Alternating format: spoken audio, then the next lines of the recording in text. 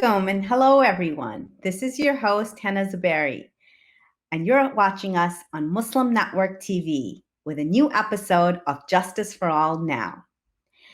Today, we'll be talking about manufacturing terror. What's the status quo on state surveillance and the FBI, the Muslim community, and the wider community? Our guest today is Trevor Aronson, who's a contributing writer for The Intercept and a 2020 ASU Future Security Fellow at New America Center for Investigative Reporting, and the author of The Terror Factory: Inside FBI's Manufactured War on Terrorism. His 2015 TED Talk, How this FBI Strategy is Actually Creating US-Based Terrorists, has been viewed more than 1 million times and translated into more than 20 languages. Thank you so much for being with us here today, Trevor. Of course. Thanks for having me.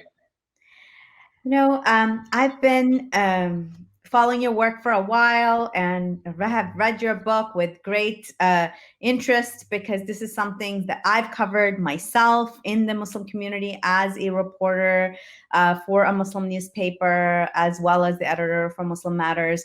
And, we've seen how the strategy has affected our community in devastating ways, actually following up with some of the families who've been targeted, who to this day have loved ones in jail, some who have IQs of some 70 and 80, so this is something that is very, very close to my heart. And so I'm really, really grateful for your work. So tell us more about how you got involved into, when did you, you're a journalist, when did you start working specifically on the FBI?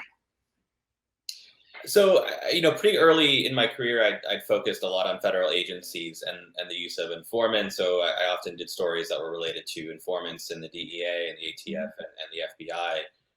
And I think it's important for everyone to realize that, there are a lot of FBI agents, or a lot of DEA agents, and there's a lot of ATF agents. And they ultimately aren't able to do their job without informants. Informants are the most critical part of federal law enforcement when it comes to doing investigations. And so, I'd always been fascinated by specifically the role that informants play, and then how informants can be, pretty difficult to handle, in the sense that, informants obviously aren't the choir boys of society. These are people who have a lot of issues themselves. And so, the FBI and these other law enforcement agencies are effectively having to manage criminals in order to catch other criminals. And so that creates a number of really fascinating questions that can be explored in journalism. And so that was my background kind of going into this research. But, it really began in earnest in, the seed of it began in 2006, when I was a reporter in Miami, and the federal prosecutors announced this case that became known popularly in the media as the Liberty City Seven. These were 7 Black and Haitian American men who allegedly plotted with Al Qaeda to bomb the Sears Tower. Of course, Al Qaeda was never involved. These guys weren't really even Muslim, and the Al Qaeda official was actually an FBI informant who had, years and years of kind of problematic history. And so, it was a dog of a case. I was really, shocked at the time that the media took it as seriously as it did. And I wrote about it at the time as a one-off. And then over the corresponding years, I was seeing more and more of these cases pop up around the country, where young Muslim men would be engaged in a supposed plot to attack something in the US, their only connection to Al Qaeda or another terrorist group being the FBI informant, or sometimes the FBI undercover agent. And I thought one of the deficits of the reporting that was happening at the time was that there really wasn't any kind of systemic and holistic look at how many of these cases had happened, and of those cases, how many involved informants, and of those, how many involved actual connections to terrorists. And so the research that I did that became the substantial part of this was taking 10 years of these cases from September 11th, 2001 to September 11th or September 2011, and analyzing all of those cases and finding that out. And what we found out at the time was that the vast majority of the 500 or so defendants who'd been caught up in terrorism prosecutions post 9/11 had actually been caught up in these sting operations in which, they didn't have actual links to terrorists. It was an informant or an undercover agent. And it wasn't even really an issue that, potentially dangerous people who otherwise were reaching out and looking for Al-Qaeda were getting caught. That wasn't the case at all. It tended to be more that, people who are mentally ill or economically desperate or otherwise easily manipulated by these informants, who in turn can make lots and lots of money when they bring in cases, were the ones that they were catching. And so to me, that became this like very kind of incredible story in the sense that, on its face, the federal government is saying we've caught hundreds and hundreds of terrorists, but in reality, that wasn't the case. And then what kind of questions that raises, such as, questions about the FBI's priorities, questions about how this inflates the perception of terrorism from within Muslim communities in the United States, and perceptions about maybe like what the FBI is missing by spending so much time focused on kind of, manufactured terrorists of sorts. In your TED Talk, you say, and I'm getting an echo. Okay, so you say that this strategy is, so the FBI is more responsible for terrorism plots in the United States. Do you believe, and I'm sure you got pushback at that time for this. What sort of pushback did you get? And what do you say to your critics? Yeah, so the statement I made, which I realize is provocative, but is absolutely true and is supported by the data, is that the FBI is responsible for more terrorist plots in the United States than any other organization. Al-Qaeda, ISIS, Al-Shabaab, any of these groups. And the pushback from organizations like the FBI is to say, well, you're counting all of these plots that really were FBI sting operations, right? And my response is, well, that's absolutely the point, because what happens when the FBI uses these sting operations is that they hold press conferences that oftentimes make the national news, and they announce that they've caught someone in this plot with Al-Qaeda or ISIS, Shabaab, whatever group it might be. And to the average viewer or consumer of news, the perception that is left in their mind is that the FBI truly stopped a plot involving one of these terrorist groups, even though the facts are that it was the FBI pretending to be this terrorist group. And so the reason I use that line in the TED Talk is like, it's provocative, certainly, but at the same time, it's really meant to show the absurdity of kind of the security theater that the FBI establishes, which is to say, obviously terrorism from these extremist groups, whether they're right-wing groups or Islamist groups, is a real thing, right? There are, bad guys out there that want to do terrible things. No one is saying that isn't the case. But what the security theater kind of creates is this perception that there are hundreds and hundreds more that are out there, and they're catching them, right? And the truth is, and what I try to emphasize to a lot of people is that, what the FBI says is that by using these sting operations, they're finding people who would otherwise get involved in plots were it not for them getting there first, right? So that is to say that they're catching the would-be terrorists before the Al-Qaeda operative or the ISIS operative is able to provide that person with weapons or a bomb or whatever it might be.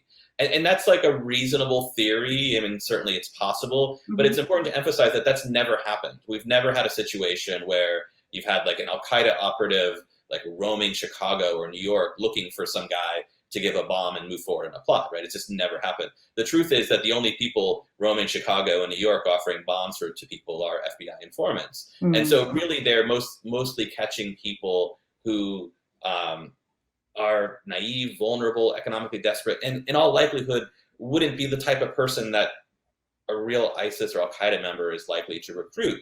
And at the same time, there has been a fairly substantial record of the FBI missing truly dangerous threats, right? Like Omar Mateen in the Orlando Pulse nightclub shooting was not detected by the FBI. In fact, had been investigated by the FBI 3 times before the shooting, and they did not deem him a threat. Najibullah Zazi got very, very close to bombing the New York City subway, far closer than he really should have.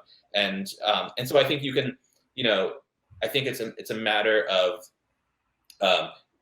framing this issue by really making it clear that while the FBI is wrapping these people up in terrorism sting operations, there's really little evidence to support that anybody that they would catch, or that anyone that they have caught, would in fact move forward on a plot on their own. Because, to be clear, there has never been a plot where the FBI, found some guy with like tons and tons of like, ammunition and weapons and bombs in his garage, and were it not for the FBI's intervention, that person would have, killed lots and lots of people. That's not happened.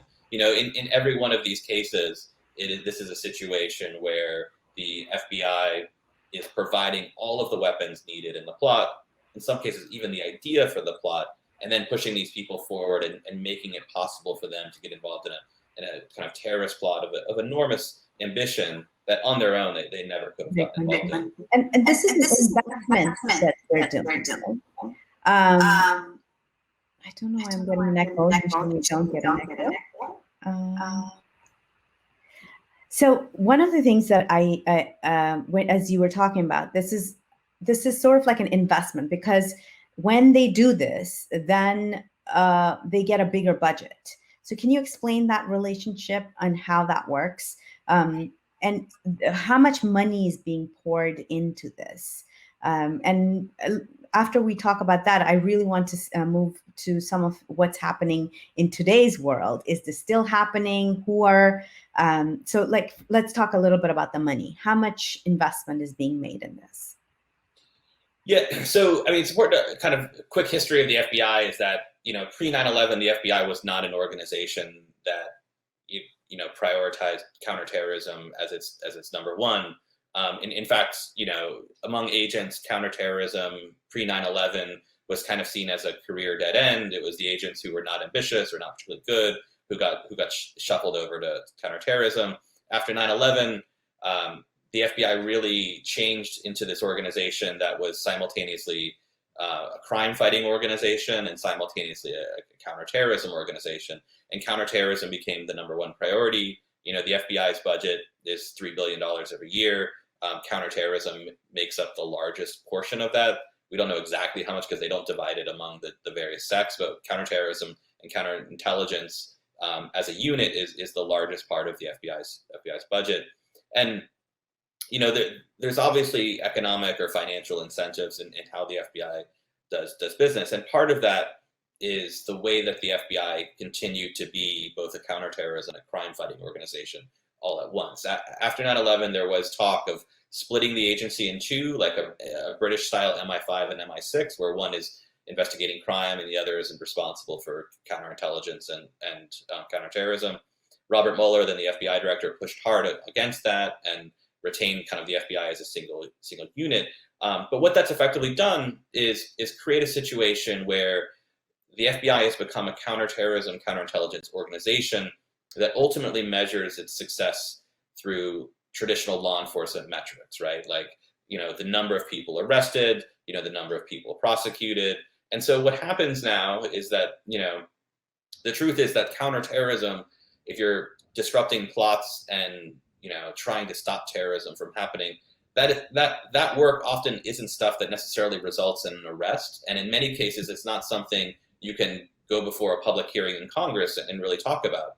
And so what these sting operations have really proved effective for the FBI in doing is giving them a metric that they can present to Congress to essentially justify these enormous budgets, to say like, hey, this year we've arrested, 20 some people involved in, plots associated with ISIS and Al-Qaeda. And the way that the FBI presents this to Congress and the public at large is not to be, upfront and perfectly transparent about the fact that the Al-Qaeda or ISIS connection was in fact the FBI informant or agent. These plots are presented to Congress and the public as if they were real plots involving these terrorist organizations. And that creates essentially kind of a wag the dog money circle, right? Like, the FBI, Congress allocates money, the power of the purse, and they give these budgets to the FBI and allocate the largest of it to counterterrorism.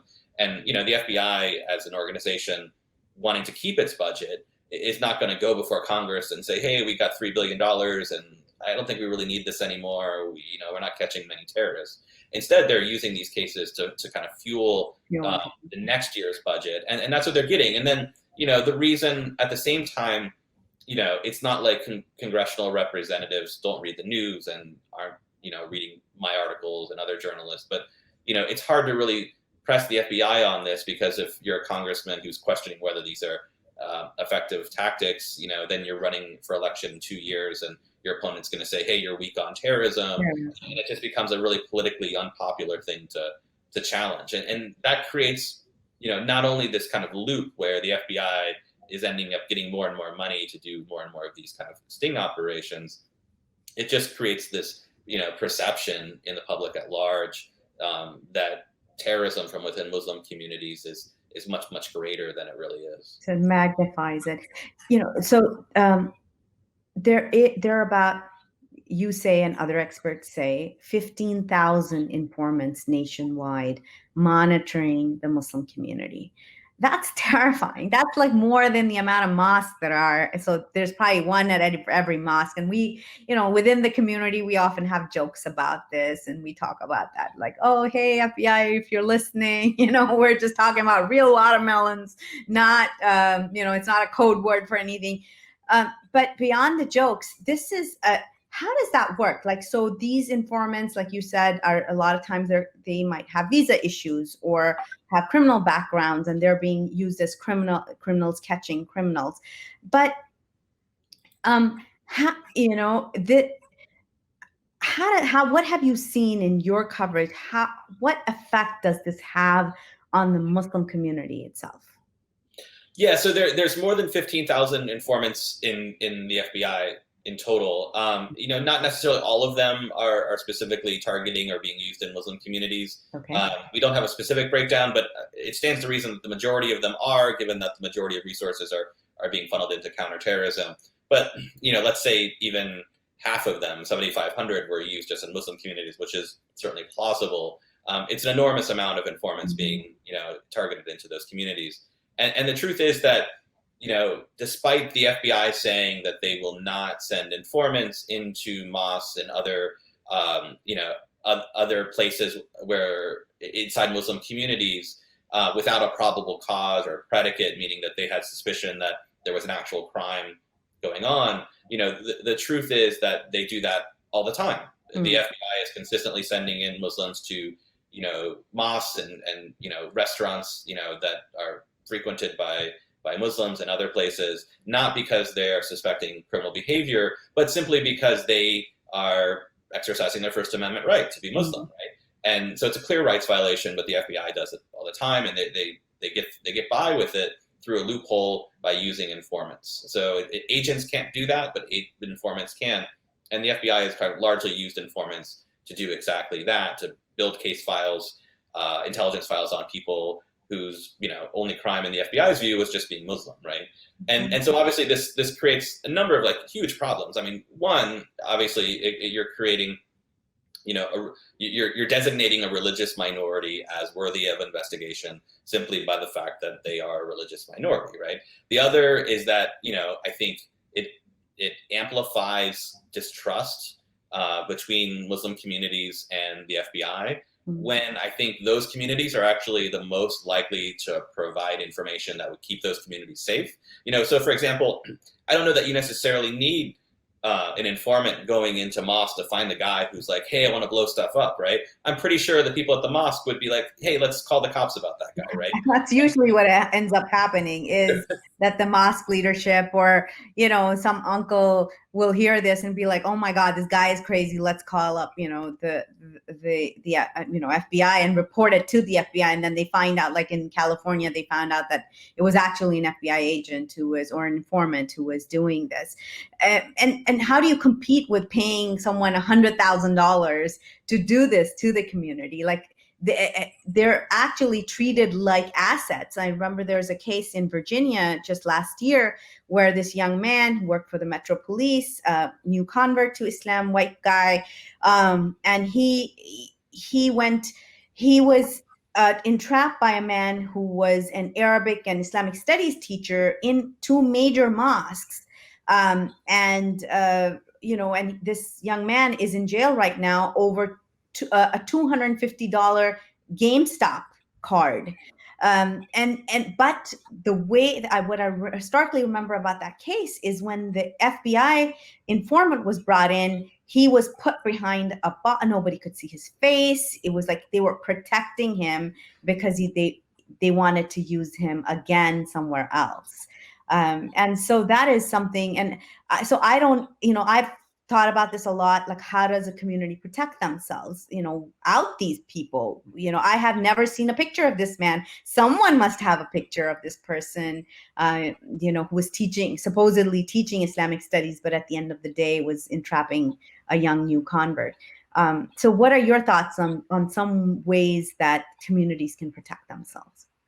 Yeah, I mean, first of all, I want to point out that it is quite ridiculous that the FBI often asks for anonymity for informants in these cases, Mm-hmm. and what they'll tell judges is that they need to do that to protect this guy from the actual terrorist organizations, right? Mm. But the irony of this is that there are actually no terrorist organizations involved in these plots. So, like, how is it that this guy is at all at risk, of that, right? And yet judges tend to be deferential to the Department of Justice and give them that. And so that's why we often see the identity shielded for a lot of these Muslims. And it is true, these informants are really valuable to the FBI because not only do they need to find someone who can blend into a Muslim community, who likely knows Arabic, who understands the religion, but they also, and this is probably even harder to find, it also has to be someone who's like willing to do this, right? Like, kind of sociopathic enough to, set people up knowing that the end result of their work is going to be this person going to jail for 10, 12, 20, 30 years, right? And I think that's hugely problematic, and given the incentive structures that are at play. And the truth is, like, I think it is a very difficult thing for Muslims to protect themselves against, because I think it seems, in my view, to kind of run counter to kind of the open culture of mosques, right? Where you're generally welcoming anyone coming in, and at the same time then having to be guarded about every newcomer, right? And so I think what's really kind of shameful in this FBI practice is kind of that kind of wearing effect it has on kind of the local Muslim culture, in that it requires this this kind of conflict that in wanting to be open, but then also being suspicious of all newcomers.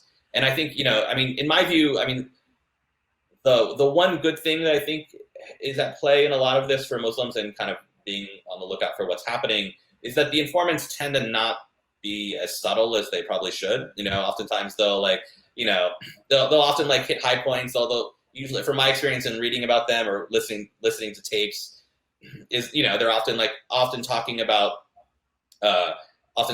Palestine in the hopes of like finding people who are really upset about it, and then in turn might be willing to do something. They'll often talk about propaganda, ISIS, Al Qaeda videos that they saw. And so it's usually pretty. Obviously there are Muslims who do that as well, but in my experience, the informants tend to be. I'm sorry, they're non-informants who do that as well. But in my experience, that they are, they tend to be kind of like overzealous often, and oftentimes, like you mentioned, the California case where the informant Craig Montier got caught. Essentially, that tends to not be that unusual, and so I think that the one good thing for Muslims kind of being on the lookout is that these guys can be relatively easy to spot. What's happening now, though, and there has been this shift over the last decade. It used to be that the FBI would send in informants into mosques, and they still do.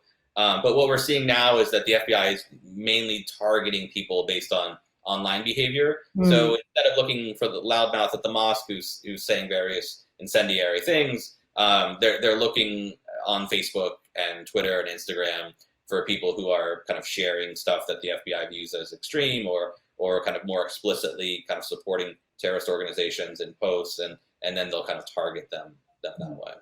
True. Now, so one of the things that you talk about, the national security theater, and but we haven't really seen many of these cases that as in media as we used to see them 4 or 5 years ago. And obviously some of that is the overshadowing of the White House theater. Everybody's too busy with what's happening in DC, and how that affects the world, and how that affects the country. But have the cases reduced, or is it because the media coverage isn't there anymore, or has the status quo changed? So it's definitely a little both as far as like the number of cases has reduced slightly, and the media isn't covering them as Mm. much. We after kind of the lull between March of last year, when ISIS was defeated at its final kind of uh, physical territory in Syria, and into about like a month ago, there weren't a lot of cases. There were some, and then in general, the Trump administration DOJ has not prosecuted these quite as frequently as the Obama administration. And there's a number of theories as to why that's possible. Obviously, I don't think it's for any reason that the Trump administration is any more sympathetic or empathetic to Muslim communities, right? Obviously, that's not the case. But at the same time, I think there have been a couple things. I think one, we've seen a general kind of decline in changing going on within these Islamist extremist groups. I mean, ISIS is kind of quick rise and then kind of even more rapid decline. I think during that rise, we saw tons and tons of ISIS cases in the U.S., mostly sting operations, and then during the rapid fall, we began to see very few of them. And so I think because of that, there was less of an attraction for people interested in that ideology. But that said, from 2014, at the beginning of ISIS's kind of more global rise to global attention to up until a year ago, we were seeing a pretty steady clip of ISIS cases. Not so much people who were like going over there and fighting, although that did occur, but really people who were like kind of loudmouths and a little naive, and they would talk to an FBI informant and say like, I really want to travel to Syria and join ISIS, and then the FBI informant would give them money for a plane ticket, and then they'd be arrested at the airport as they're about to fly to Istanbul or something like that, right? And that was a pretty common. I think we've prosecuted a little over 100 ISIS cases so far in federal courts. The vast majority of them were cases like that, where people were kind of caught at the airport going somewhere. And so I think those types of cases, which was the standard fare for how the feds were mostly prosecuting ISIS defendants, didn't get as much media attention because it's not quite as like startling as a plot to blow something up, right? Because the truth was that like at that moment in our history, the people who were interested in that ideology tended to be more interested in joining ISIS overseas than with getting involved in bomb plots here. Although I don't mean to suggest that there weren't bomb plots there. There were several, and those got a fair amount of attention. But the vast majority were these people that were ultimately wanting to travel there. And so I think that, plus the fact that, you have an FBI that is like suddenly post 2016, much more obsessed with counterintelligence and risks from Russia, China, North Korea, and elsewhere. Not that they hadn't been involved in that, but that became a stronger priority post 2016. And the other is just, Donald Trump sucks the air out of the room, right? And so like there's this, most of the media is like, chasing the shiniest object that Donald Trump has thrown out, right? And so there isn't a lot of coverage of these issues for that reason as well. But things are still happening, right? Maybe the target has changed, perhaps. You write in an article on The Intercept about a private right-wing group, the Northern California State Militia, which conducted military-style tactical training. And they were also, the same tactics were used on them. You write, I guess you interviewed him, and he said, I was just a human recording machine paid by the government to go into people's lives and befriend them and find out what they were thinking. Right. So what we've seen, we're seeing more and more the FBI apply these types of tactics that it had refined in Muslim communities over the last 2 decades, in other communities as well. And so, the one we're seeing now, not at the same levels that we've been seeing cases involving Muslims, but certainly at a higher level than we've seen in the past, are the use of informants and sting operations in right-wing or domestic, among the right-wing and domestic extremists. And so, in that particular case, that was an informant I had interviewed who was a former military sniper and had been recruited because of his military training to go into these militia groups. And what he found was that the FBI didn't have any reason to target these people other than that they were suspicious of them for being in a militia group. And I know, like, sometimes when you use the term militia group, it sounds kind of frightening, and you think of this kind of small army, and there are a bunch of guys with guns doing training. But like what he had described is a lot of these events that they would go to were just kind of family events where people were having barbecues and they had their guns slung over their shoulders. I mean, to me, it's weird, but at the same time, it's nothing that's illegal and nothing that should justify having an informant come at you like they did. And so we're seeing more and more cases like that. I mean, the most recent is this case that was announced last week where a group of guys in Michigan were allegedly plotting to kidnap Governor Whitmer in Michigan.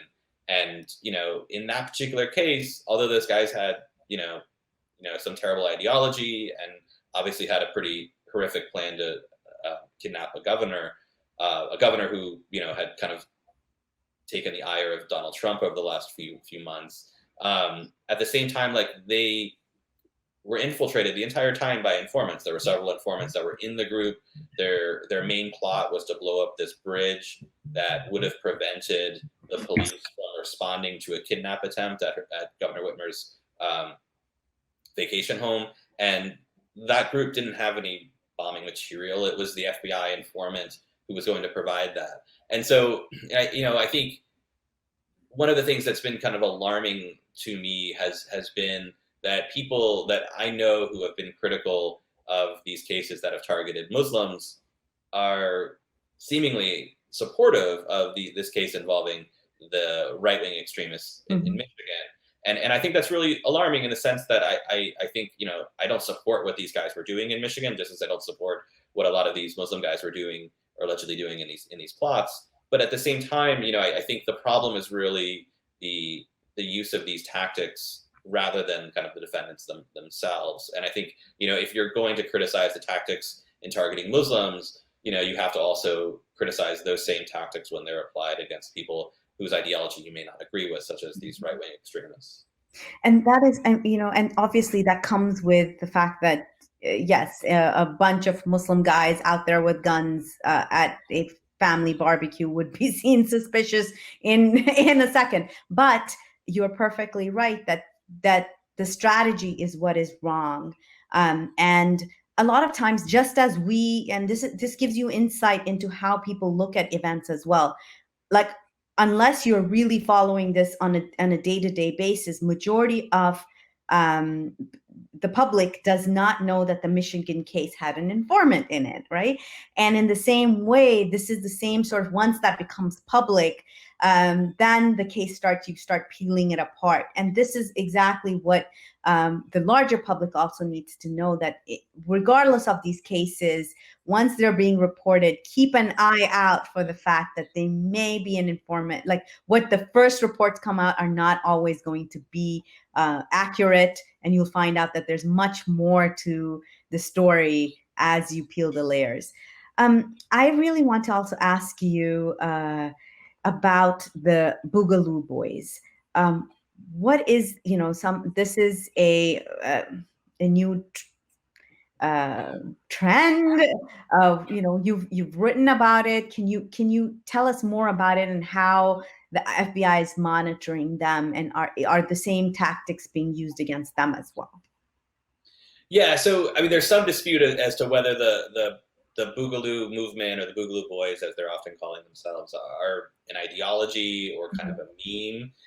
But generally, it's this kind of ideology that formed online on Reddit and websites like 8chan, where essentially these are people whose primary kind of ideology, and it's important to say you can't really generalize the Boogaloo Movement, because it's kind of a loose kind of collection of ideologies or beliefs, but generally speaking, it's fair to kind of summarize to say that most of these people are kind of obsessed with the Second Amendment and fear the government takeover of the government kind of taking their guns, and that they view the civil unrest that we've seen over the summer following George Floyd's killing by a police officer in Minneapolis. They see that not just as civil unrest, but as like a prelude to a coming civil war.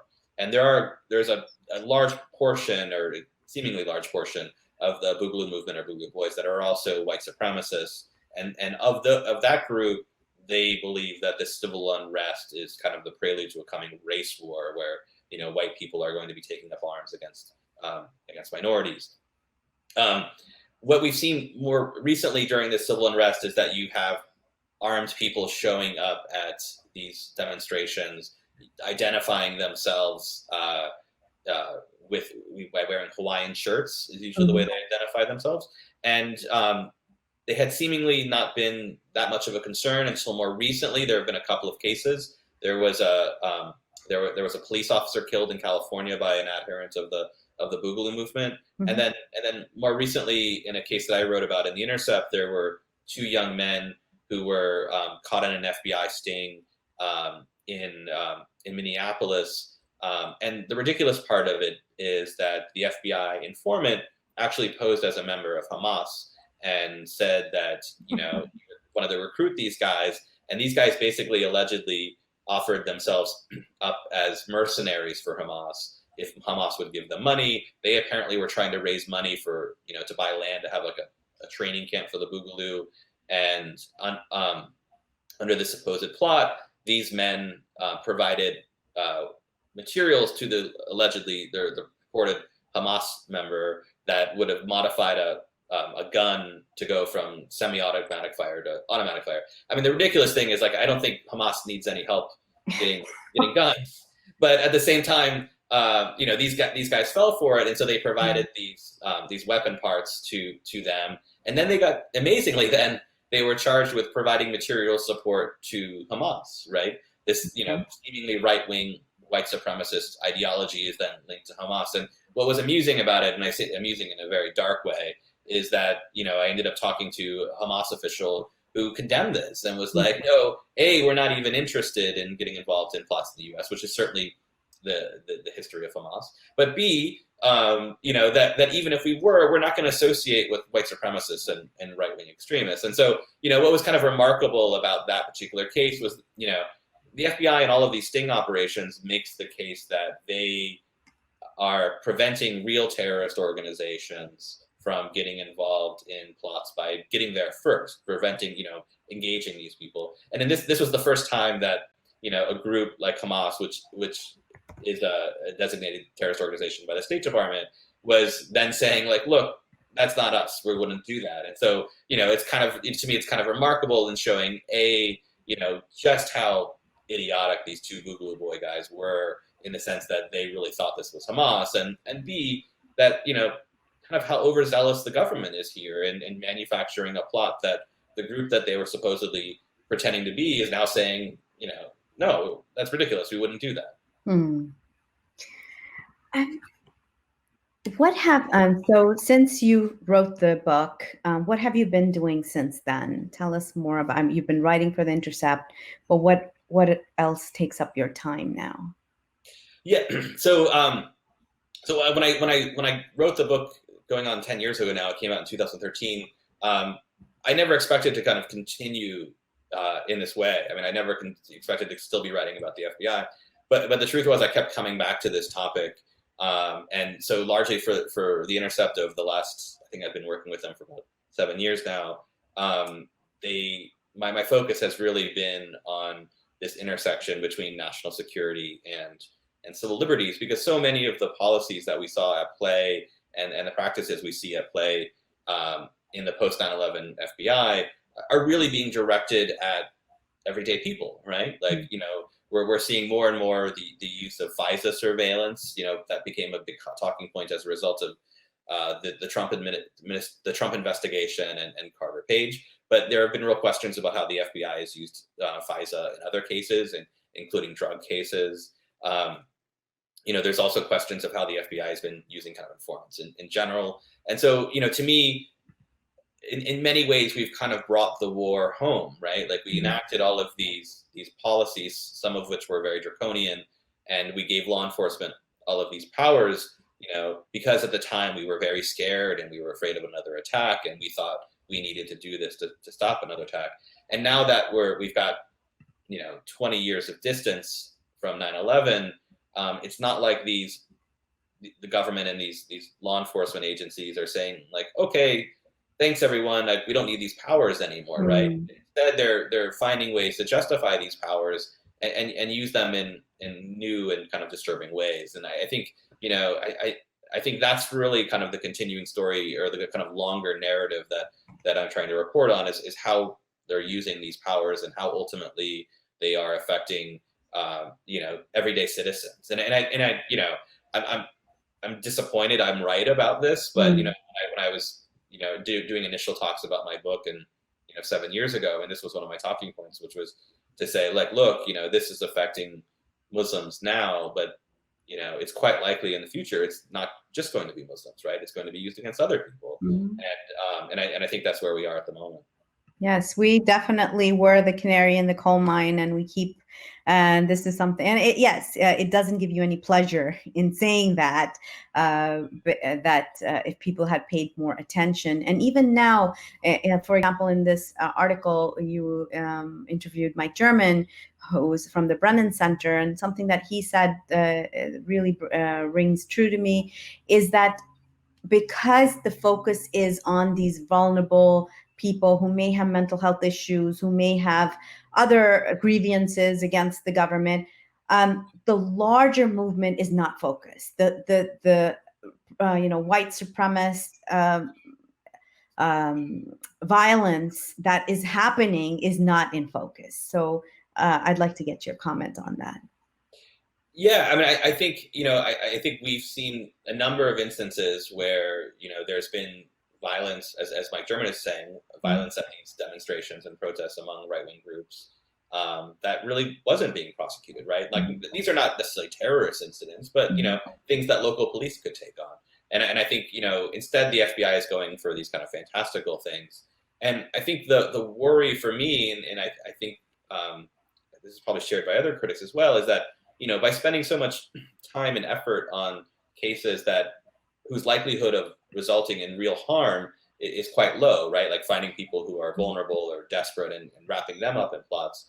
What are you missing among the true dangers by focusing so much on these very questionable cases? And I think that's at the moment we are now, right? Like, you can make a pretty persuasive case that over the last 20 years, as the FBI was focusing on these sting operations of questionable substance, they were missing real threats, right? Like they missed Omar Mateen in Orlando. They missed a number of substantial, and dangerous terrorist plots, and they weren't catching those, right? So by focusing on these questionable sting operations involving right-wing people, what are they missing from the right-wing threat as well? And I also think in general, like, I'm not suggesting that there isn't, potential violence among right-wing extremists, just as there's potential violence among any extremists, right, including Islamist extremists, right? But I think in general, like, the FBI is good at whipping up fear. I mean, I think there are, I am concerned about like the rise of kind of the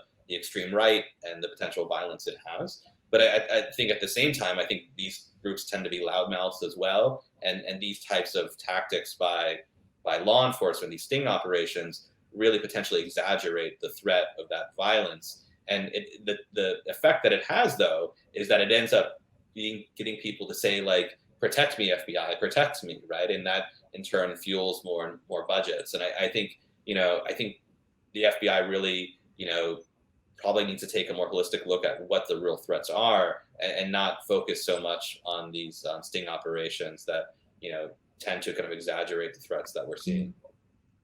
By the way, according to Daniel Plight, I'm an Islamist. That's FYI. So, yeah. So, with this with these mass protests across the country and surveillance of protesters, what are some of your concerns in that regard? As you navigate the national security scene, and we this is something that is and especially as we're getting closer and closer to the election, what are you expecting? One of the concerning things for me more recently has been seeing that law enforcement was cloning people's SIM cards to get access to their text messages. I think it is troubling to me to see local law enforcement engaged in that type of surveillance, and I think it is important for people to begin to realize, if they don't already, that surveillance and mass surveillance that we're seeing is not just happening on the federal level among the FBI or the DEA. This is also happening at the local level, where local police departments are getting stingray devices and other devices that allow them to intercept communications, from your cell phone, not because they had any probable cause or any reason to think that you were doing harm, but just because you went to a protest, right?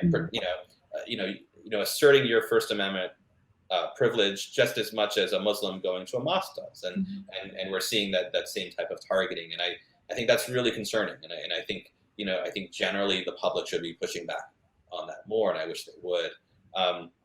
As far as what's going to happen in the future, I think, like a lot of people with the election, with a lot of people, I've just been really concerned about the spread of disinformation. I think that we're living in this world increasingly where half the society believes in truth and fact, and the other half thinks that's like a malleable and changeable thing just by saying something out loud, and I think that's really concerning. I think I worry about the future of law and order society when we kind of have to argue so much about whether the sky is blue every day, and so I think we're at this really kind of fragile time in our democracy. I think what we're seeing is that a lot of institutions have failed us. I think the issues that I write about for the FBI are not singular to the FBI or the only problem at the FBI. I think they are just, they are really symptomatic of a larger systemic failure that we've seen at the FBI and in other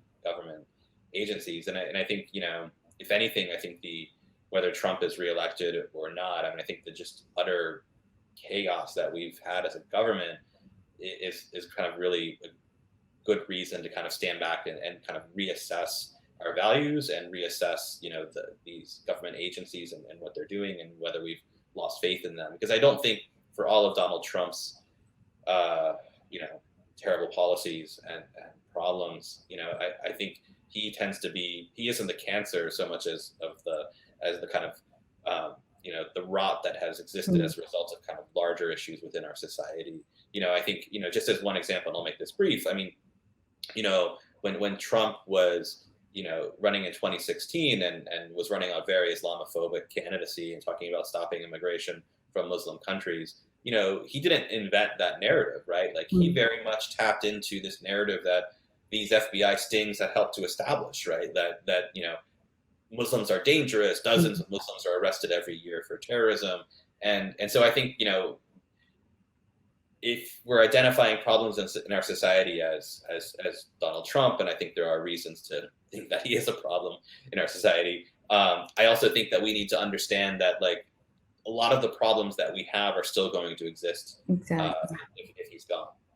In fact, many activists that I speak to are scared that under a democratic government, if the government changes after elections, some of these issues get swept under the rug. Because you have maybe you might have a more outwardly friendlier government to the Muslim community. These issues aren't brought up as much from within the community, because right now everybody's joined together against the Muslim ban. So even those who may not, even within the Muslim community, activists who may not be pushing under a democratic government are pushing right now. But once that changes, the impetus to push won't be there anymore. And these strategies and these policies keep pushing. So this is something that definitely a lot of people are saying, that it doesn't matter whether it's a Republican government or a Democratic government, these policies need to change from within government agencies. It's been a fascinating discussion. Thank you so much. Please, everybody, go out and buy the book. I know it's been out for a while, but it's a fascinating read, especially, and follow Trevor's work. You can buy this on Amazon, Terror Factory Manufacturing, and you can follow his work on The Intercept. Where else can we find you, Trevor? I'm on Twitter as Trevor Aronson. Okay. Thank you so much for being here. And as we leave, I just wanted to remind everybody that we are keeping, the Disney petition is over, but we do have several bills that are in Congress that we'd love for you guys to push out. The Uyghur Forced Labor Prevention Act, as well as the new genocide declaration act by Senators Cardin, Markley, Markey is out, and please call up your senators and push for those bills. Thank you so much to all of you. Do join us on Saturday for Helping Tomorrow's Muslims Today. October 17th is the webathon. So thank you so much to all of you for joining us and for being a part of Muslim Network TV, the only American Muslim-focused TV network. We broadcast in the US, in Canada, and Mexico, and globally through social media. Watch us on Roku, Amazon Fire, Apple TV, and on Galaxy 19. Assalamu alaikum.